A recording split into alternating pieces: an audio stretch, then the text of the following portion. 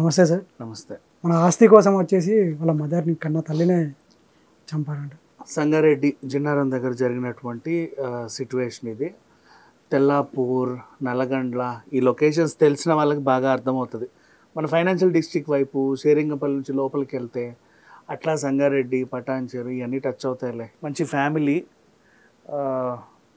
Mallareddy and Radhika Reddy అనే ఇద్దరు దంపతులు. మన ఇన్కార్ ప్రాపర్టీస్ వాళ్ళది. డివినో హోమ్స్ విల్లాస్, డివినో విల్లాస్ అని ఉంటాయి, పెద్ద పెద్ద విల్లా సిటీ అవుట్స్కట్స్లో. అందులో వాళ్ళిద్దరు పిల్లలతో చక్కగా హ్యాపీగా ఉంటున్నారు. పెద్ద అబ్బాయి పేరేమో సందీప్ రెడ్డి, చిన్న అబ్బాయి కార్తిక్ రెడ్డి. ఇకపోతే సందీప్ అంటావా, he is well educated and good manners, అందరితో కలుపుగోలుగా ఉంటాడు, పిచ్చి చెడు అలవాట్లు ఏం లేవు. ఒకవేళ ఉన్నా కూడా సోషల్గా ఒకేషనల్గా తన వరకు తన పరిధి మేరకు, బట్ లిమిట్స్ దాటైతే ప్రవర్తించడు. Such a good guy. And అతనికి రీసెంట్లీ పెళ్ళి కూడా చేశారు. మంచి ఉద్యోగం చేస్తున్నాడు, తల్లిదండ్రుల పట్ల గౌరవం ఉంది, కుటుంబంలోనూ అందరినీ బాగుంటాడు, వాళ్ళల్లో కూడా అతనికి మంచి గౌరవం ఉంది.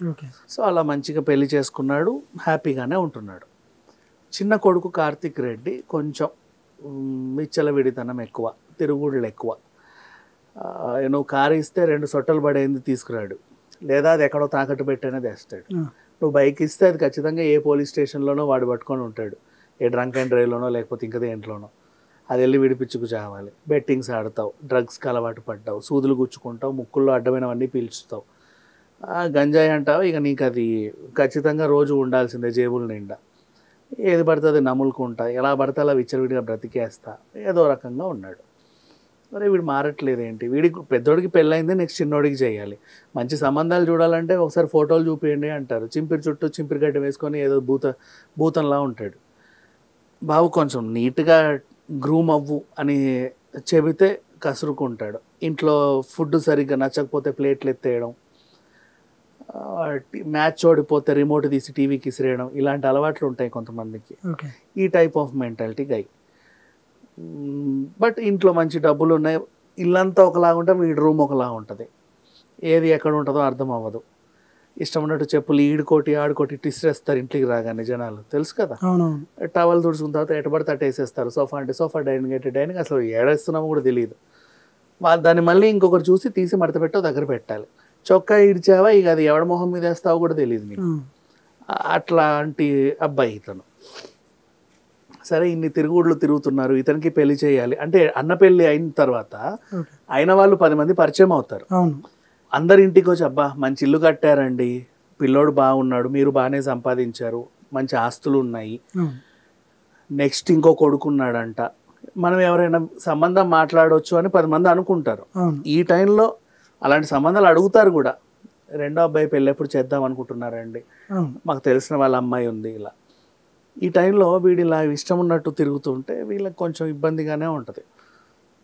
మారతాడేమో అనుకుంటే మారలా. చూసి ఏం చేశారు, రీహాబ్ సెంటర్లో పడేశారు. అంటే విషయం ఏంటంటే, రోజు వచ్చి ఇప్పుడు ఫ్రెండ్స్తో తిరుగుతాడు వీడు.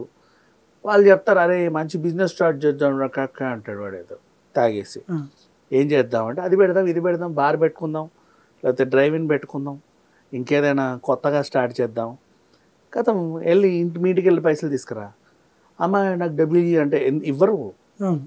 నువ్వు నిజంగా పద్ధతిగా బిజినెస్ చేసేవాడివి, అలవాట్లున్నా బయటే చూసుకొని ఇంట్లో కొంచెం నీట్గా గ్రూమ్ చేసుకొని తల్లి దగ్గర తండ్రి దగ్గర కూర్చొని, లేదా ఇద్దరిని కూర్చోబెట్టి మీ టీంని తీసుకొచ్చి, నాన్న మేము 4 కలిసి ఒక ప్లాన్ వేసుకున్నాము, పలానా చోటు ఇలా చేద్దాం అనుకుంటున్నాం, వీళ్ళు ఇంత వేస్తున్నారు, నాకు కూడా ఇంత ఇస్తే మేము ఏదో బాగుపడాలనుకుంటున్నాం అంటే మీ మొహం చూస్తే నిజంగా డబ్బులు లాస్ అయినా పర్లేదు ఇవ్వాలనిపిస్తాం.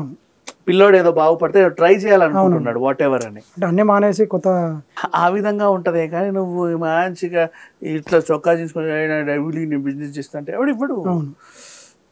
ఆ టైప్ మనిషి తను. సో ఇతను బాగుపడాలి అని చెప్పేసి ఏం చేశారంటే రీహాబిలిటేషన్ సెంటర్లో పడేద్దాం అనుకున్నారు. మళ్ళీ ఇక్కడే దోస్తులు ఎక్కువ కదా, వాళ్ళు రీహాబ్కి వెళ్ళి కూడా, అరే రారా బండి ఎక్కువ, మళ్ళీ ఇక్కడ వదులుతాలి అని కూడా అనొచ్చు. సో కోయంబత్తూర్లో వాళ్ళకి ఎవరో తెలిసిన వాళ్ళు ఉంటే అక్కడికి వెళ్ళి జాయిన్ చేయించుకొచ్చారు. రీహాబ్లో కొన్నాళ్ళు ఉండి ఇంటికి వచ్చినాడు ఎలా ఉండాలి, ఇంతే, దించిన తల ఎత్తకుండా కూర్చోవాలి బేసిక్గా. అవును. అలాగే ఉన్నాడని అనుకున్నారు వీళ్ళు.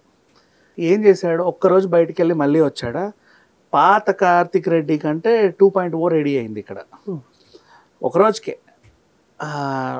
మేము బిజినెస్ పెట్టాలి, నా డబ్బులు లేవు లేవు డబ్బులు లేవు ఇంట్లో. మొన్నే అన్న పెళ్లి చేసాము, ఉన్న కాస్తులన్నీ అక్కడక్కడ ఇట్లా ఉన్నాయి.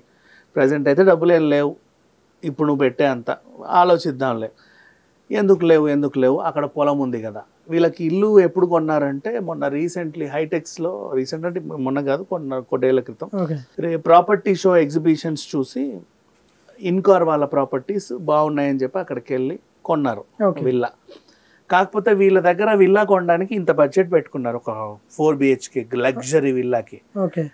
అక్కడేమో అది సగం ధరకే వచ్చింది, కొంచెం దూరం అయినా కూడా. నువ్వు ఆల్రెడీ ఇంత ఇన్వెస్ట్ చేద్దాం అనుకోండి, నీకు సగం మిగిలింది. ఆ సగాన్ని విచ్చలవిడ ఖర్చు చేయలేవు, షాపింగ్ చేయలేవు. ఇంకో ఇన్వెస్ట్మెంట్ ఏదైనా పెడితే బాగుండు అనుకున్నారు. ఎలాగో అక్కడ దాకా వెళ్ళాం కదా, ఆ చుట్టుపక్కల ఎక్కడైనా అక్కడో ముక్క దొరికితే ₹1 10 దాని మీద పడేస్తే అది కూడా ఉంటుంది కదా అనుకున్నారు. ఇక్కడ ఎక్కడైతే ఇల్లు కొన్నారో ఆ పక్కనే తెల్లాపూర్లో ఒక చిన్న ముక్క కొన్నారు, అగ్రికల్చర్ ల్యాండ్. ఫ్యూచర్కి ఎప్పుడైనా పనికి వస్తుందిలే అని, పిల్లలకైనా ఎవరికైనా. ఈ పిల్లోడి కన్నా దాని మీద పడింది. అది ఉంది కదా మనది ల్యాండ్, ఇమీడియట్లీగా అది అమ్ము, నేను వేసేసిన ఆల్రెడీ ఫర్ సేల్ అని, అది అమ్ము, ఆ వచ్చే డబ్బులు నాకు నేను బిజినెస్ పెట్టుకుంటా, లేదా ఆస్తి నా వాట నాకు ఇచ్చేయి, నేను ఏదైనా చేసుకుంటా. ఇలా చెప్పేసరికి ఇక పేరెంట్స్ ఒప్పుకోలే. ససేమిరా అసలు నీకు ఇచ్చామంటే ఇంకంతే సంగతి. పోనీ పెద్దోడికి ఏమన్నా ఇచ్చామా అంటే వాడు ఏదో దాన్ని ఏదో చేస్తాడు, నీకు ఇవ్వడం కుదరదని తల్లి ఖరాఖండిగా చెప్పేసింది. తినేటప్పుడు కూడా ప్లేట్లు గీట్లన్నీ ఎత్తేసా, లోపలికి వెళ్ళి అడ్డం పడుకొని కూర్చున్నావు, గేమ్సో ఆడుకుంటున్నావు, ఫోన్లు మాట్లాడావు, అంతవరకు ఓకే. రాత్రిపూట టెర్రస్ మీదకి వెళ్ళి ఫుల్గా తాగేసి వచ్చి డ్రగ్స్ తీసుకొని గంజాయి తాగి కింద ఇంటికి వచ్చి, అమ్మ ఇప్పటికైనా చెప్పు ఇష్టమా ఇవా, బరా పడకబా, నన్ను అంత మాట అంటావా, నువ్వు ఉండడం వల్లే కదా నాకేం దొరకట్లేదు, అసలు నువ్వు చావు అని ఇంత కత్తి తీసుకెళ్ళి కూరగాయలు కోసే దాంట్లో మామూలుగా మీట్ కోసే కత్తి ఉంటుంది, కొంచెం పొడవు ఉంటుంది, అది పట్టుకొచ్చాడు. ఇప్పుడు మన కత్తులో 5 కోంబో కొంటే సైజులో పెద్దది వస్తుంది, మరీ పెద్దది కాక మరీ చిన్న మీడియం సైజులో ఇంత ఉండే కత్తి. దాన్ని తీసి తల్లిని ఇష్టం ఉన్నట్టు ఎక్కడ పడితే అక్కడ 9 పోట్లు పొడిస్తే ఆవిడ అరుపులకి భర్త రావడం, తండ్రిని కూడా ఇట్లా కోసేసాడు చేతులన్నీ. ఆమెను లేపలేని పరిస్థితి, ఆయన చేతులు కూడా అలాగే ఉన్నాయి. అంబులెన్స్ కాపాడలేదు, ఏ మొగుడు కాపాడలేదు, ఏ హాస్పిటల్ కాపాడలేదు, తల్లి ప్రాణం పోయింది. ఇంకేమీ చెప్పడానికి లేదు. కన్న కొడుకు మళ్ళీ ఎవడో చంపాడా, ఏదో మెట్లు దిగి పడ్డానా, పొరపాటున ఏదైనా అనారోగ్యం వచ్చిందా, గుండె ఆగిందా, ఆ గుండె ఆగినా సంతోషంగా ఉండేదా తల్లికి. నిజంగా చెప్పాలంటే గుండెపోటు వచ్చిపోయినా అనుకునేది నిజం. గుండె ఆగిపోయినా కూడా ఆ ఆత్మ చాలా సంతోషంగా వెళ్ళిపోయేది. కన్న కొడుకు, ఇంత పెంచుకున్న కొడుకు వచ్చి ఇంత కత్తితో ఇష్టం ఉన్నట్టు ఇలా మొహం మీదకి వచ్చి పొడుస్తూ ఉంటే అసలు ఆ శోకం మామూలుగా ఉండదు. నా కొడుకు నన్ను పొడుస్తున్నాడు, నన్ను చంపుతున్నాడు, దేనికోసం? ఆస్తి కోసం, తొక్కలో ఆస్తి. అది వాడికి ఇచ్చినా బాగుండేదని చాలామంది అంటారు, కానీ ఇవ్వడానికి కూడా మనసు ఒప్పదు. ఎందుకంటే ఆ ఆస్తి వాడు సర్వనాశనం చేసినా వీళ్ళు ప్రాణం పోయినట్టుగానే ఫీల్ అవుతారు. కష్టపడి సంపాదించుకున్న సొమ్ముని దారదత్తం అంటే ఒకటి దారదత్తం చేసినట్టే ఇతని చేతిలో పెడితే అలాగైనా సరే వాళ్ళ గుండె పగిలిపోద్ది. సో ఇట్లాంటి కొడుకులు ఉన్నారు మన సమాజంలో. వీళ్ళకి ఏం చెప్పినా తక్కువే. వీడికి ఎలాంటి శిక్ష వేసినా కూడా అసలు మనుషులు అనేవాడు తలదించుకునే పరిస్థితికి వచ్చింది. చూడు, ఎక్కడి నుంచో ఎవడో వచ్చి చంపట్లు ఇవాళ రేపు ఇళ్లలో కొడుకులే తల్లులని, తల్లి కూతుర్లని, భార్య భర్తని, భర్త భార్యని ఇలా చంపుకుంటున్నారు. ఇప్పుడు ఈ హత్య విన్న తర్వాత చాలామందికి అసలు ఏం మాట్లాడాలో అర్థం కాలేదు. ఎందుకంటే చదువుకొని మూర్ఖులా కాదు, డబ్బులు లేని పేదోళ్ళలా కూడా కాదు, అన్నీ ఉన్నవాళ్ళు. వీడేమో ఇలా తయారయ్యాడు.